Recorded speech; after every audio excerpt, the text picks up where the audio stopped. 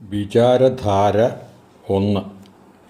വിഗ്രഹാരാധന എന്തിനാണ് ഹിന്ദുക്കൾ വിഗ്രഹാരാധന ചെയ്യുന്നത്? ഒരു കാലത്ത് മറ്റ് മതസ്ഥരിൽ നിന്നും വലിയ വിമർശനം നേരിട്ട ഒരു വിഷയമാണിത്. പലവിധ ചർച്ചകൾക്കും ഇത് കാരണമാവുകയും ചെയ്തു.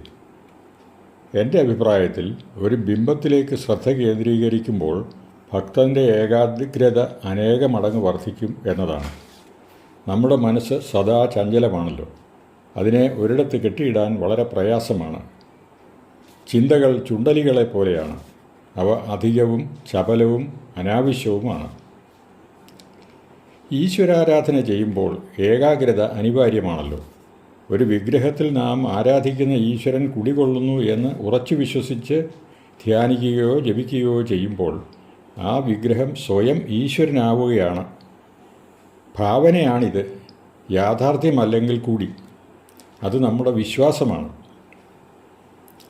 What ever our mind can firmly conceive we can achieve എന്ന് ആധുനിക മനഃശാസ്ത്രജ്ഞന്മാർ പറഞ്ഞിട്ടുണ്ടല്ലോ. ഇതാണ് പ്രധാന തത്വം. മറ്റൊന്ന്, ഒരു വസ്തു, അത് വിഗ്രഹമാകട്ടെ എന്തുമാകട്ടെ, നിരുപദ്രവിയായ ഒന്നായിരിക്കണമെന്ന് മാത്രം. നമുക്ക് അത് അനിർവചനീയമായ ശാന്തിയും സമാധാനവും തരുന്നു എന്നതാണ്. വാസ്തവത്തിൽ ഈശ്വരാരാധനയിൽ കൂടി നാം ലക്ഷ്യമിടുന്നതും ശാന്തിയും സമാധാനവുമാണല്ലോ. അല്ലാതെ നമ്മുടെ പ്രാർത്ഥന കേട്ടിട്ട് ഈശ്വരൻ നേരിട്ട് വന്ന് നമ്മുടെ ആഗ്രഹങ്ങൾ സാധിച്ചു തരികയല്ലോ. സത്യത്തിൽ സംഭവിക്കുന്നത് ഇതാണ്. ധ്യാനജപങ്ങളിലൂടെ ലഭിക്കുന്ന സമാധാനവും ശാന്തിയും മൂലം നാം കൂടുതൽ കർമ്മനിരതരാകുകയാണ്. അതായത് നമ്മുടെ ആഗ്രഹ സഫലീകരണത്തിനായി കഠിനാധ്വാനം ചെയ്യുന്നതിനുള്ള ശക്തിയും ബുദ്ധിയും നമുക്ക് ലഭിക്കുന്നു എന്നർത്ഥം. വാസ്തവത്തിൽ നാം എല്ലാം ഒരർത്ഥത്തിൽ സ്വാർത്ഥരാണ്. കാരണം അധികം പേരും പ്രാർത്ഥിക്കുന്നത് എന്നെ അനുഗ്രഹിക്കണമേ, എനിക്കും എൻ്റെ വേണ്ടപ്പെട്ടവർക്കും ആയുരാരോഗ്യ സമ്പൽ സമൃദ്ധികൾ നൽകണേ എന്നൊക്കെയാണല്ലോ. എന്നാൽ ഈശ്വരന് പക്ഷഭേദമില്ല. അധ്വാനിക്കുന്നവനെ മാത്രമേ ഈശ്വരൻ തുണയ്ക്കുകയുള്ളൂ. കാരണം നേരത്തെ വിശദീകരിച്ചത് തന്നെ. വിഗ്രഹാരാധനയുടെ മൂന്നാമത്തെ പ്രയോജനം എന്തെന്നാൽ, കൃഷ്ണൻ്റെയോ ശിവൻ്റെയോ ഗണപതിയുടെയോ മഹാലക്ഷ്മിയുടെയോ ഒരു വിഗ്രഹത്തിൽ ശ്രദ്ധ കേന്ദ്രീകരിച്ച് പ്രാർത്ഥിക്കുമ്പോൾ നമ്മുടെ പൗരാണികവും ധാർമ്മികവുമായ അറിവുകൾ ആ വിഗ്രഹങ്ങളിലൂടെ നമ്മുടെ അന്തർഗതത്തിൽ പ്രോജ്വലിപ്പിക്കപ്പെടുന്നു എന്നതാണ്. അതിലൂടെ ആദ്യന്തമായ സത്യം ഭക്തന് തിരിച്ചറിയാൻ കഴിയുന്നു എന്നതാണ്. ഇതിന് ഒരു അത്യുന്നത തലത്തിലേക്ക് ഭക്തൻ്റെ ഭാവന വിടരണം എന്നേ ഉള്ളൂ. നാലാമത്, വിഗ്രഹാരാധനയിലൂടെ നാം പ്രാർത്ഥിക്കുന്ന ദേവനെ ദേവിയോ സ്വയം നമ്മുടെ മുന്നിൽ നിൽക്കുന്നു എന്ന ഒരു തോന്നൽ നമ്മിൽ ജനിപ്പിക്കുന്നു എന്നതാണ്.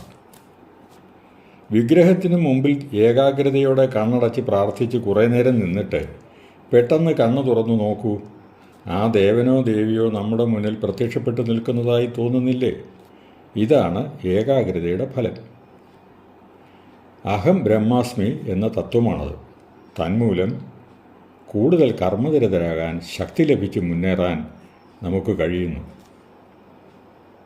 വിഗ്രഹാരാധന അനിവാര്യമാണോ അല്ലയോ എന്ന് ഭഗവത്ഗീത പറയുന്നില്ല. അത് ഓരോ വിശ്വാസിയുടെയും ഇഷ്ടമാണ്. ഏത് രൂപത്തിലും ഭാവത്തിലും ഈശ്വരനെ ആരാധിക്കാം. എന്നാൽ ആ ആരാധന ആത്മാർത്ഥമായിരിക്കണം എന്ന് മാത്രമേ ഉള്ളൂ. കർമ്മം ചെയ്യുന്നതിൻ്റെ പ്രാധാന്യമാണ് ഗീത ഊന്നി പറയുന്നത്.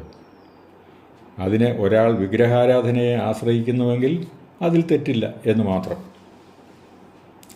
ശ്രീബുദ്ധൻ വിഗ്രഹാരാധനയ്ക്കെതിരായിരുന്നു. ശരിയായ ഭക്തന് ഈശ്വരനിലുള്ള അടിയുറച്ച വിശ്വാസമുണ്ടാകുന്നതിന് വിഗ്രഹത്തിൻ്റെ ആവശ്യമില്ല എന്നാണ് ബുദ്ധൻ പറഞ്ഞത്. എന്നാൽ വേദസംസ്കാരവും ജൈനമതവും വിവക്ഷിക്കുന്നത് നേരെ മറിച്ചാണ്. വിഗ്രഹങ്ങളെ ഈശ്വരാരാധനയ്ക്ക് ഉപയോഗിക്കുന്നത് പ്രയോജനപ്രദമാണെന്നാണ്. അത് നമ്മെ ഒരു ഉന്നതമായ ഭക്തിതലത്തിലേക്ക് കൊണ്ടുചെന്നെത്തിക്കുവാൻ സഹായകരമാകും എന്നാണ്.